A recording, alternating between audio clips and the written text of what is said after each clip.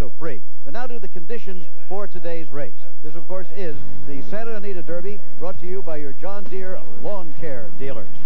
$500,000 in the pot, 1 1/8 miles. That's 1 furlong shorter than the Kentucky Derby. The track is fast today, but not all that fast so far. The wind is not a factor. Let's take a look at the odds in this 9-horse field.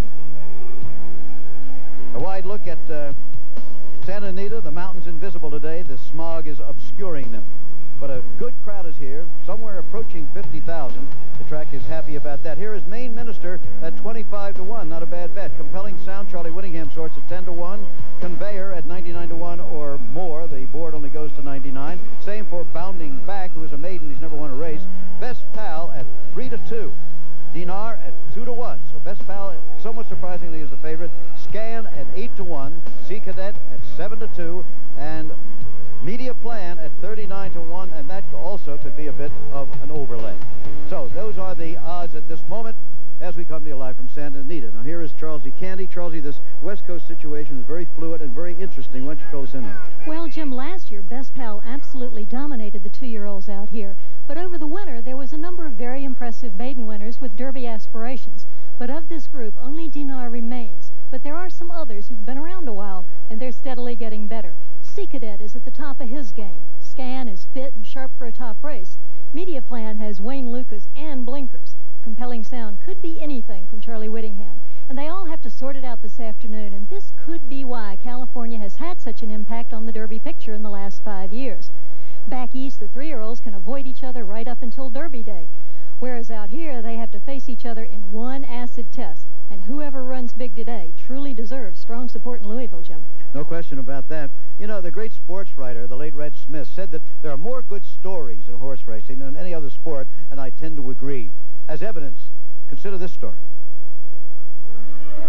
It's a long way from a Depression farm in Iowa to Golden Eagle Farm. A long way from the hard-working farm horses of the 30s to Best Pal, winner already of $1 million. It's a long way from the Iowa high school where Betty and John Mabie sat next to each other because both of their last names began with the letter M. A long way to their great breeding farm of today. They started with a ma-and-pa grocery store that grew into a great chain of California supermarkets. They're grateful to California. California is a very good place to raise a horse, in my opinion.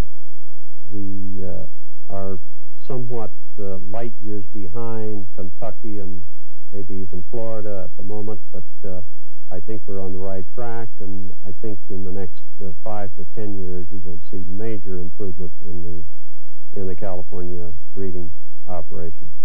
I love the races, and there's nothing like that feeling to have your own horse that you've bred come across that finish line in front.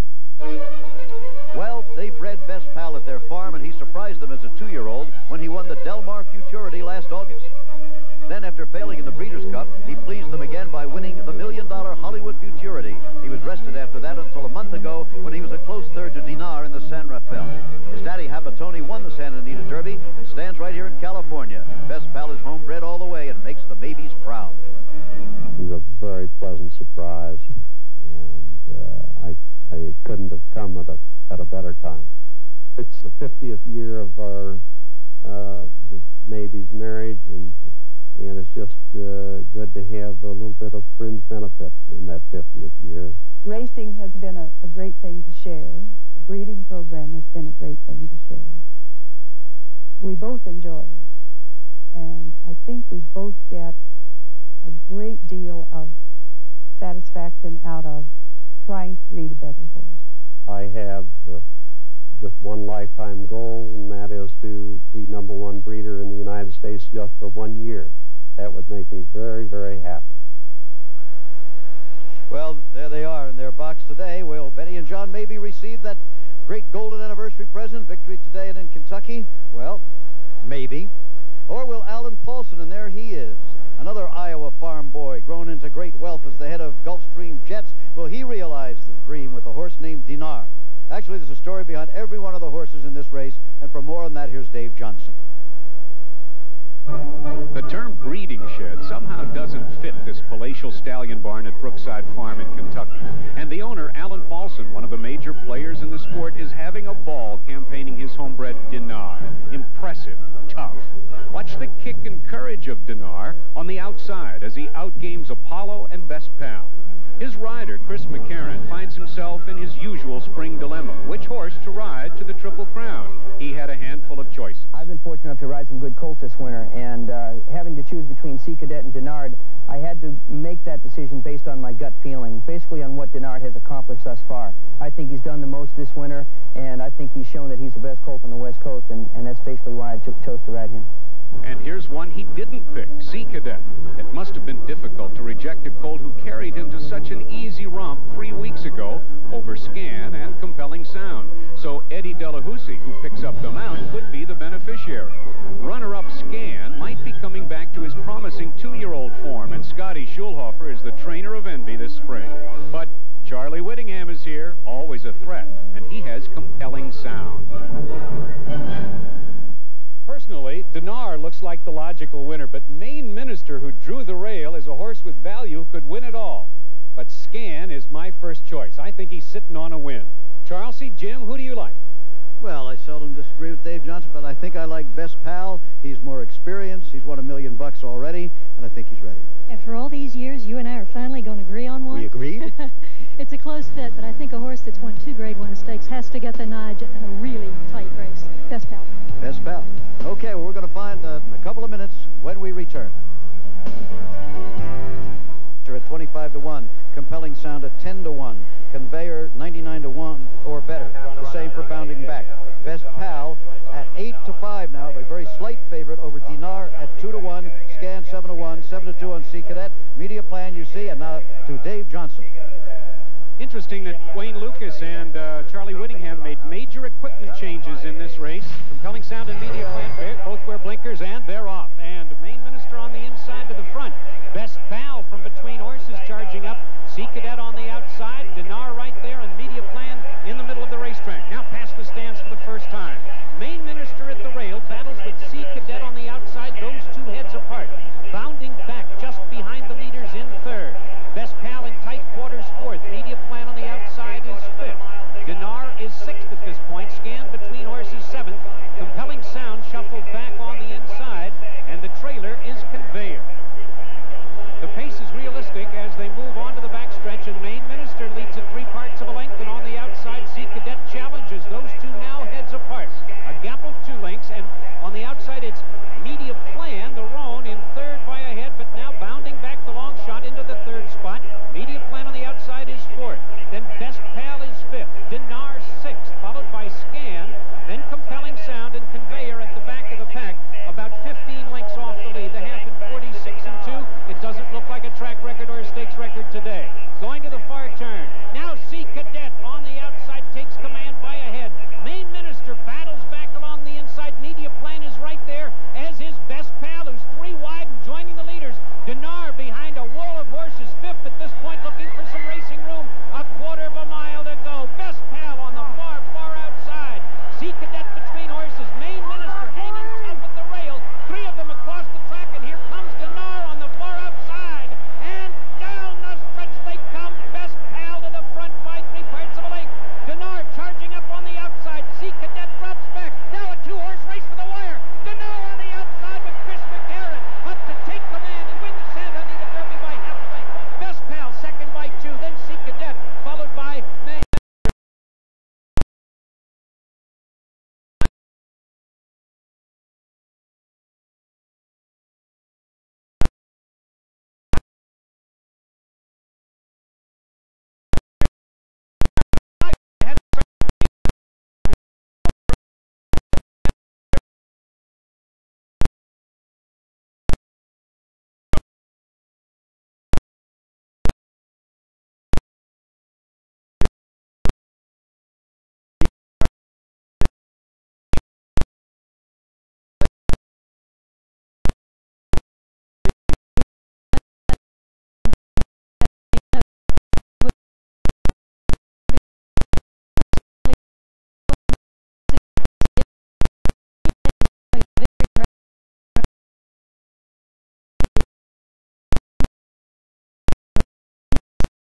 Both of them certainly are on their way to Louisville. He beat Best Pal just about the way he did in the San Rafael. But they were equal weights this time. Both carried 122.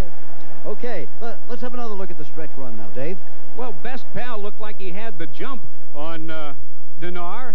And as you see there, Best Pal is 3 out from the rail. Sea Cadet, who had been up close early, in the white cap is at this point dropping back. And in the red and blue cap on the extreme outside, Chris McCarron with strong left-handed urging gets Dinard in gear, and he duplicates his 91 form. He just keeps running those bullets, Jim.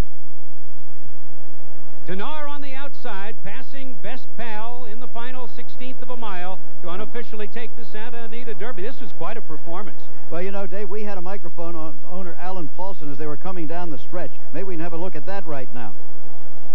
Alan Paulson at age 69. Yes. Come on, baby, go! Go, go, go! Go, go, he's on the way back! Go, baby, he won it! Oh, baby!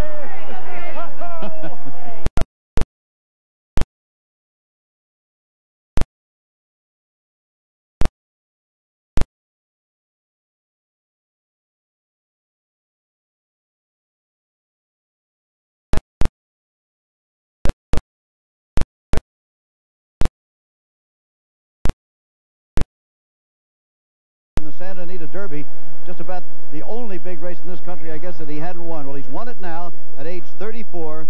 Hall of Fame jockey Chris McCarron, born and raised in New England, but he's been out here for a long time now. There was a great deal of discussion this week as to whether Chris McCarron would stay on the winner here, Dinard, or stay with Sea Cadet. Obviously, he made the right choice. Yes, he did. A very good family. His brother Greg rides in Maryland. Remember that Dinard is by Strawberry Road, who Paulson stands at his farm, and he's bred to go all day. The 1.25 miles of the Kentucky Derby will be no problem. Results, remember, are still unofficial. We'll be back for the official results and the prices. Once again, Dinard has won the Santa Anita Derby, unofficially.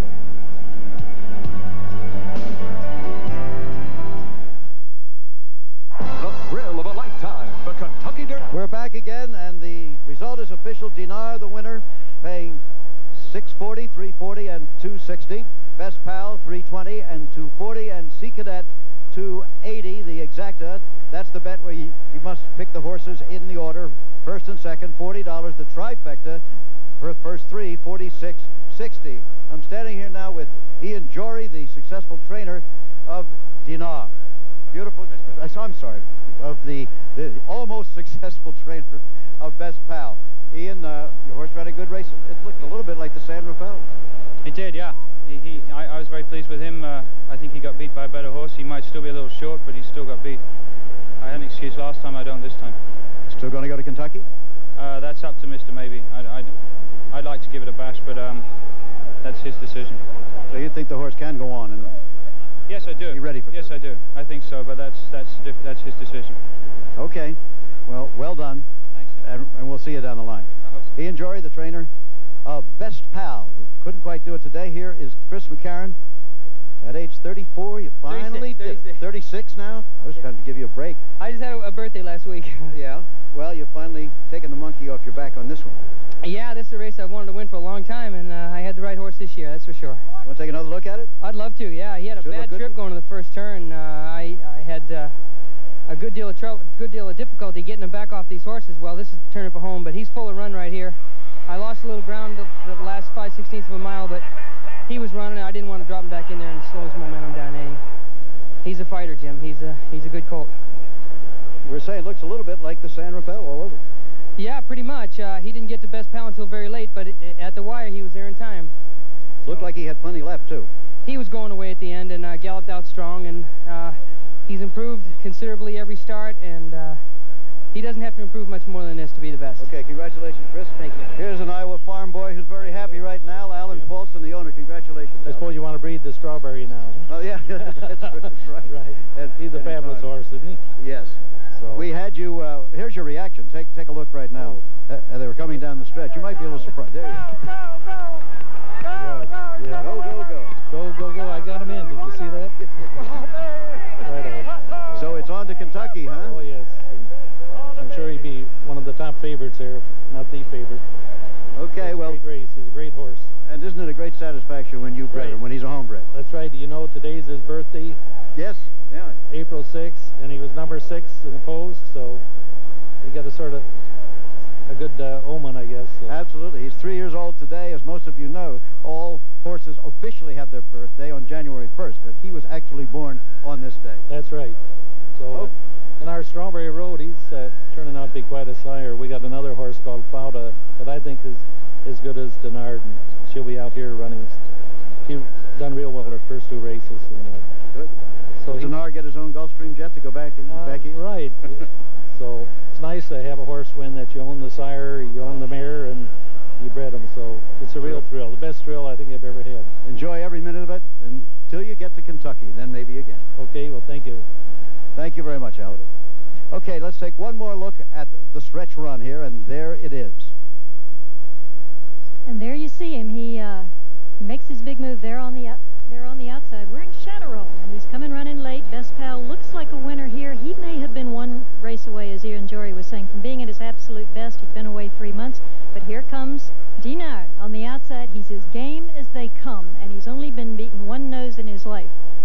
And there he was, winning the Santa Anita Derby. 1 week from today on ABC's Wide World of Sports, we'll be at Keeneland in Kentucky, and we will see again Fly So Free, who's still the favorite for the Kentucky Derby, and that should be quite an afternoon also. Here is the official order of finish. Dinard, Best Pal, Sea Cadet, etc. Now back to you, Frank. Okay.